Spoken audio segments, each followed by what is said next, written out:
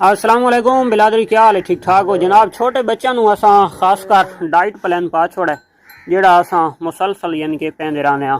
तो काफ़ी जनाब ये जड़ियाँ खास कर असां भेड़ां बाहरों परचेज़ कीतियां, इन्हां दे विच कोई इतना मिल्क वाली प्रोडक्शन अच्छी नहीं है और दूसरे नंबर दे कुछ बीमारी दे असरात आवन दे नाल भी उन्हां दा जेड़ा मिल्क दी है तो बहुत सारी कमी है।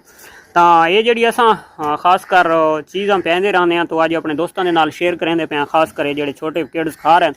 तो ये जनाब सिंपली गंदम का चौकर, गंदम और चना ते सरसों का दलिया, उस तो इलावा सरसों का तेल, DCP पाउडर, ये चीज़ां जनाब सारियां असां मिक्स करके तो शाम टाइम तकरीबन 2 4 6 8 ते 9 बच्चे टोटल 9 बच्चों तकरीबन अद्धा किलो असां पैंदे रहने हैं।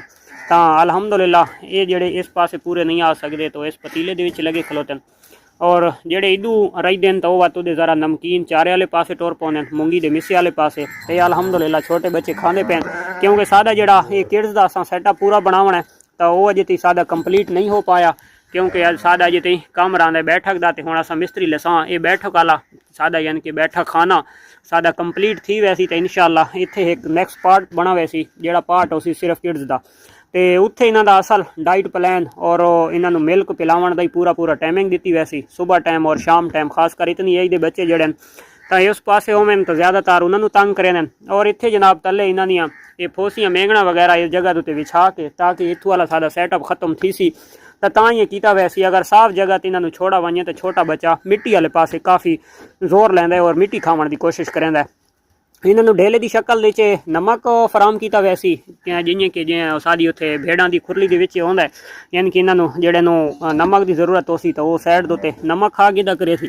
और उस तो इलावा जनाब इन्हों वंडा वगैरह या जोड़ा भी डाइट प्लान हो सी तो इंशाअल्लाह रूटीन की तरह अपने दोस्तों के नाल शेयर करेंदे रहसूँ, जिमें अगे पहले शुरू तो करेंदे आने।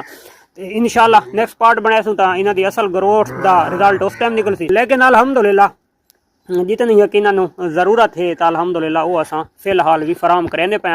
लेकिन इन्हों की ग्रोथ जितनी होनी चाहिए उन्नी पूरी नहीं होती पई, क्योंकि ये लाजमी गल है इन्हों खवा पिला के वाटू दे ढके सूँ तो बार बार अपनी मावां दे तले बहन, यानी कि दुध पीवन वास्ते इन्हों का असल दुध तन तालू भी नहीं लगता। और खास कर इन्होंने जी मावां तो वो अपनी जिथे ग्रोथ के जिथे उन्होंने फिटनेस होनी चाहिए तो उत्थे रह भी नहीं सकदियाँ।